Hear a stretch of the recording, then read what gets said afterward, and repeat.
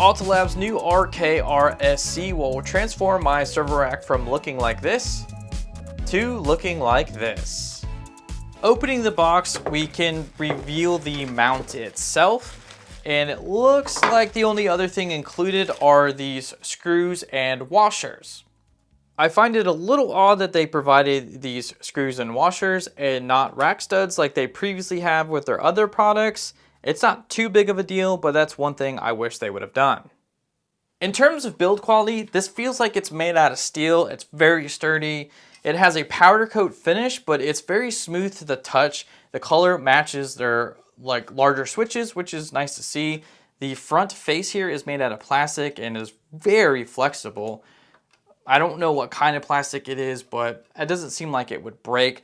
One cool thing to note about this faceplate is it's actually removable. So you could conceivably change this if you didn't like it to something else, or even 3D print your own logo or something. One thing I wish they would have considered, or maybe could change, or maybe even a modder could do, would get this logo to be an LED or RGB logo. That'd be pretty cool. Maybe it could be USB-C powered. That would be pretty sweet. So anybody who has a 3D printer at home, that's something you should do. You should mod this thing to have USB-C power and the logo could actually be lit. Aside from that, let's take a look at how to actually remove this front faceplate.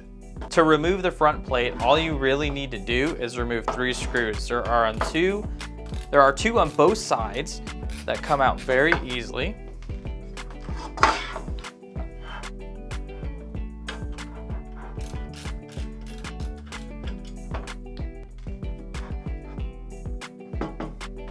There is one on the rear of or on the bottom, sorry, not rear. Oh, that was still in there a little bit. And then there are 2 sets of teeth on both sides. So just push those in and it comes right out. It took almost no effort at all.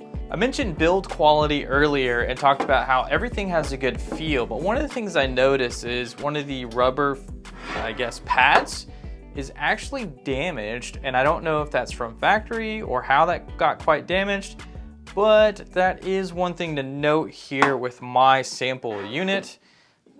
Now, there is like a felt material here. It's very soft, so you don't have to worry about actually damaging any equipment, and this is simply just glued on. I imagine this glue might come off in the future. It's hard to say right now. It does just, just barely tugging on it. Does release itself now, so that could be a potential problem in the long run, but who knows? It might be fine as well. We'll be mounting the Route 10 as well as Alta Control to this mount, and mounting is pretty simple. This is adjustable, which makes everything super easy, and so we can just quite simply slide the control in, slide this forward, and boom, it is mounted. Super simple, super easy design. This, on the other hand, is a little too large for this, so we're actually going to remove the thumb screw completely, and that sets it free. And we actually need to remove these pads as well, because the Route 10's a little bit taller than the Control, also has its own pads here, so it makes it kind of tall. And we're just going to kind of force this on in here to make sure it's nice and flush. It doesn't go in as easily as the Route 10, which makes sense because it's quite large. There we go. So, yep, that feels like it's all the way in. Then I need to lift this up so I can grab the mount underneath, put our retention bracket on, thumb screw, push it all the way in to secure it tightly, and then just use hand strength to tighten this down. You don't need to get it too crazy with it, but definitely, get it secure enough. All right, simple, easy to do, and it leaves us with a nice clean look on the front. Really nothing to complain about here. Let's flip this around just to show you guys one nice thing that they thought about. So the Route 10 has a locking spot here, so if you wanted to tie this down to a desk or lock this down to a desk, you could. There's a little cutout on both of these retention brackets. That's a really nice touch and good attention to detail that they thought of that. So that's not something you'll need to worry about should you have a Route 10. With that out of the way, let's get this thing mounted, and I'll be using my own studs because they didn't provide any, and that's okay. Really wish they would have though.